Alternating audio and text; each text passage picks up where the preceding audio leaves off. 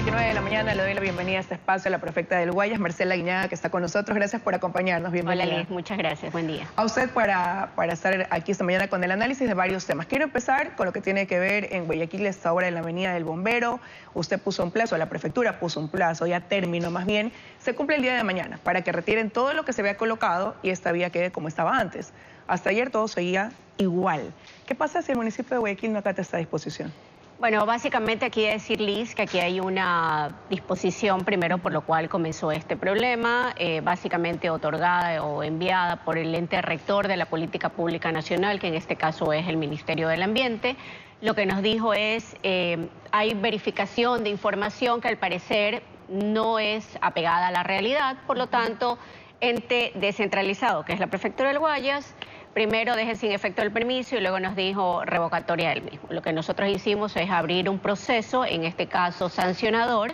Dentro del proceso sancionador, el comisario ha dispuesto en virtud de denuncias de que el tráfico está pesado en una zona de altísima, digamos, de altísima movilidad, que es la zona de la Avenida del Bombero. Bueno, lo que dijo es el comisario, en virtud de esto, como la obra no se está haciendo, tiene 5 días para levantar. Si no lo hace, lo hará la Prefectura del Guayas a cuenta y riesgo. Entonces, hay que tener claro que son dos momentos. Primero, esta orden como medida cautelar que ha hecho el comisario, y lo segundo es ya el término que tiene el municipio para contestar sus alegaciones y luego resolver el comisario en apego a la ley. Esto ha abierto una confrontación entre la Prefectura del Guayas, municipio de Guayaquil. El alcalde Aquiles Álvarez en su red social X subió un tuit con... No puso su nombre, pero el buen entendedor, pocas palabras. La calificaba de emperadora, de arrogarse funciones, de poder incurrir en peculado, de ser marioneta del poder, de jugar a la realeza. ¿Cómo toma usted esas declaraciones? Mire, yo como guayaquileña y como guayacense, mi mejor carta de demostración y de trabajo es todos los hechos que venimos realizando en la provincia, ¿no? Aquí no se trata de troleríos, ni de insultos, ni de calificaciones. Cosa a lo que los guayaquileños ya estamos acostumbrados por parte del alcalde, ¿eh? No, sus berrinches no son cosa nueva, pero así no se administra una ciudad. La ciudad se administra obviamente con la madurez que requiere. Hay conflictos, hay problemas. Yo no busqué estar en la mitad de este conflicto. Sin embargo, la ley dice que soy en este momento quien ejecuta las competencias ambientales. Entonces, en vez de desgastarme en cosas que no tienen sentido, porque esto no ayuda a solucionar los problemas de los ciudadanos, nosotros nos dedicamos a hacer lo importante, que es hacer las obras que nos corresponden y a solucionar en este caso una denuncia, digamos que fue de un sector de la población que vive en esta zona, que no es nada nuevo, que el sector de la Avenida del Bombero se está colapsada, así como otros puntos de la provincia. Así que básicamente ahora mismo el municipio, en vez de contratar troles y ataques y supuestas puestas en escena de cálculos políticos. Primero, yo no estoy interesada en ser alcaldesa de Guayaquil, no porque no me gusta, no porque no quisiera servirle a mi ciudad, porque yo estoy enfocada en ser prefecta hoy del Guayas. Y lo segundo, decirle al municipio que conteste sus alegaciones y tiene hasta el día de mañana para contestar. Pero mire que ha cuestionado también su trabajo, porque le decía qué está pasando con el dragado en el río Guayas. Bueno, pues porque busca andarte por donde sea, ¿no? Eso no me parece, es parte del juego político, la verdad. Pero yo no voy a caer en esas cosas y decirle al alcalde, bueno, yo también encuentro estas falencias en la ciudad, aquí, allá o más allá. Yo creo que debo enfocarme en lo importante y en lo urgente, que son las acciones, como por ejemplo invertir en la red vial con temas de biovigilancia e inteligencia artificial, que ojalá también lo hagan el resto de prefectos del país, dando una herramienta a la UNACE para disminuir el número de secuestros en las vías. Esa es mi obligación y eso es lo que estamos haciendo. Pero ¿y sí qué ha pasado con el dragado del río Guayas, prefecta? Bueno, en el caso del dragado del río Guayas nosotros dimos por terminado el contrato en días pasados. La legislación ecuatoriana en materia de contratación pública no es muy fácil y muy ágil. Por lo tanto, una vez terminado, seguimos en la fase de liquidación de este contrato. Terminado esto, estamos ya construyendo el nuevo modelo de licitación, la búsqueda del aliado estratégico para seguir dragando con otras condiciones que no le cuesten a la provincia 45 millones de dólares. Pero usted decía, no me voy a prestar un juego político. Uno entendería a lo mejor que eso ocurra entre personas de distintas organizaciones políticas, pero eso está pasando en la interna de la Revolución Ciudadana. Bueno, el alcalde no pertenece a la Revolución, pero llegó ahí aupado por la RC. Entonces, ¿por qué resulta hoy tan difícil quizás conversar en la interna? Porque mira, a veces para conversar se requiere de madurez, se requiere también de dejar al lado los propios intereses. Y yo entiendo que en esta disputa entre el alcalde de Guayaquil y el gobierno nacional, que es evidente, que es pública, que todos conocemos, bueno, tratan de arrastrar también a la prefectura del Guayas. Usted ha visto que yo he estado enfocada en coordinar con los entes del gobierno central, me gusten a mí o no me gusten. O sea, mi trabajo es hoy ser prefecta y en el mismo momento que yo pongo mis apegos, mis afectos o desafectos personales en mi gestión, particularmente yo creo que ese día debo irme a mi casa.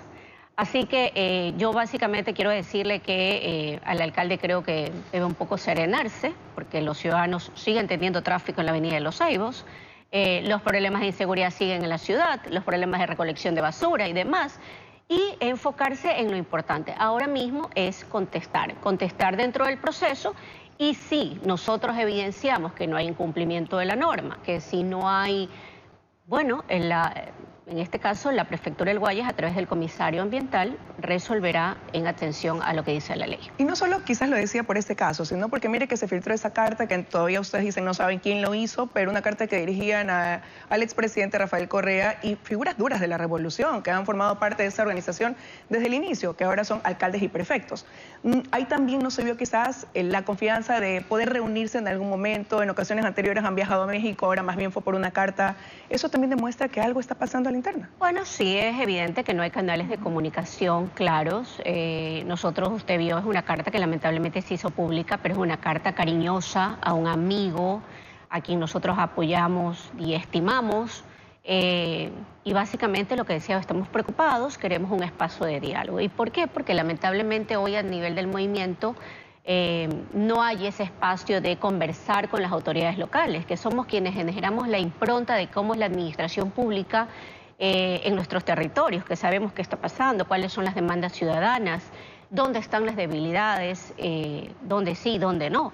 Entonces creo que básicamente ese era el llamado. Pero eso pasa por cambios de postura en la actual directiva, porque quien dirige el partido más bien parece estar en campaña permanente, ¿no? La hemos visto a Luisa González viajar, estar en territorio. Bueno, yo creo que se ha perdido ese espacio que teníamos las autoridades locales antes de conversar. Recuerde usted que yo también fui presidenta en su momento del movimiento. Espacios que teníamos con las autoridades locales de coordinación de muchas cosas que los movimientos requieren, como por ejemplo acercarse a la militancia. Hoy están en una fase de carnetización. Bueno, digamos, no conozco mayor detalle el tema. Vi a la prefecta Paola Pamos que ya tenía su carnet. ¿Usted ya tiene el suyo? No, no lo tengo. No lo tengo por ahora. Sin embargo, de eso quiero decirle que esos espacios de diálogo son los que estamos las autoridades locales exigiendo dentro de nuestro movimiento. Cosa que no le hace mal a ninguna organización política, ¿no? Sí, las diferencias deberían quedarse en casa, pero a veces lamentablemente pues no se puede. Ahora, en noviembre han anunciado una convención donde seguramente analizarán la forma en que elegirán a los candidatos para las seccionales, quienes pueden ser estas figuras representativas, pero también pudiera haber una propuesta de renovación de esa directiva. Sé que tienen tiempos que se cumplen, periodos que se cumplen, pero al haber este descontento a lo mejor. Bueno, sí, lo que entiendo que se va a hacer en el mes de noviembre es una elección de autoridades de la organización política, tanto a nivel nacional como a nivel provincial y de cantones. Eso hay que definir, no estoy muy segura cuál será el método de selección, si es a través de delegados representativos o con forma abierta para que cualquiera que esté registrado, carnetizado, vaya y deposite su voto por el candidato o candidata que esté aspirando ser presidente de esta organización. A mí me parece que le haría bien una elección abierta, democrática, es lo que todos esperamos que pasen en los partidos políticos, con padrón y votos, con urna. No sería mal, ¿no? Y además a mí me parece que sería absolutamente desafiante que la Revolución Ciudadana rompa el esquema contrario al que hacen todos los partidos políticos, del dedazo. Así que sería una cosa interesante, renovadora, y por supuesto lo que esperamos es que haya pues sindéresis, coherencia, el de escuchar la organización política con las demandas que hoy tienen los ecuatorianos. Hay discrepancias también en la visión que tienen quizás a la interna, unos y otros, de temas importantes, temas no solamente quizás dentro del país o fuera que tienen repercusión, por ejemplo esta postura de apoyo a Nicolás Maduro, por citar un ejemplo. Bueno, discrepancias siempre las han existido en una organización. Yo misma las he tenido innumerables veces, ¿no?, con el propio expresidente Rafael Correa. A pesar de que yo he dicho públicamente que le tengo respeto, cariño, he tenido diferencias muy profundas en muchos temas, no solamente en temas de coyuntura internacional, sino también nacional, en lo que yo creo que debe ser el posicionamiento de la bancada, cómo debería actuarse en un Ecuador del 2025, que no es un Ecuador que él gobernó, ni con las tasas de violencia que hoy tenemos, ni en la situación económica tan dura y crítica que vive el país. Tanto es así que las organizaciones políticas tienen que ajustarse a esas realidades. Y aparte de eso también las autoridades locales no podemos ser enemigas del gobierno de turno, así no hayamos votado por él. Eso es lo que la ciudadanía debe comprender. Las prefecturas, en este caso, tenemos que coordinar con el gobierno, nos guste o no nos guste, hayamos votado o no hayamos votado. Y la coordinación hace que sea posible que la obra llegue al ciudadano, que al final del día es lo que le importa a la gente. Pero mire, leía un artículo de Primicias, una entrevista que le habían realizado donde decían que usted se ha convertido en una de las principales críticas de su misma agrupación política de la Revolución Ciudadana, que sin embargo ellos no toman la decisión a lo mejor de decirle, Marcela, hazte un costado, porque sería darle la razón, pero usted tampoco, pese a ese descontento en cierta forma, tampoco toma esa decisión de alejarse de la RC. Lo que pasa es que no te puedo dejar de decir que me da nostalgia, porque es un movimiento al que yo ayudé a construir. Yo no soy una improvisada en la Revolución Ciudadana, estoy desde el año 2007. He pasado tormentas, dificultades, alegrías, tristezas y demás. También persecución, o sea, yo también lo he vivido en carne propia. Sin embargo, de eso, deshacerte o desaparecerte de algo donde las causas y nuestros estatutos, nuestros ideales, siguen siendo muchas de las cosas en las que yo creo, como luchar contra la pobreza, la desigualdad, hacernos una sociedad más plana, más de iguales, es lo que yo creo.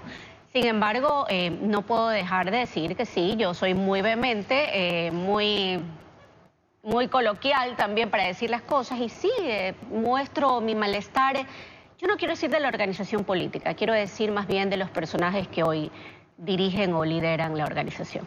Quiero agradecerle que haya estado con ese criterio aquí en 24 horas. A usted, buen día. Que tenga un buen día. Vamos a una pausa, ya regresamos para conversar con Alfredo Serrano.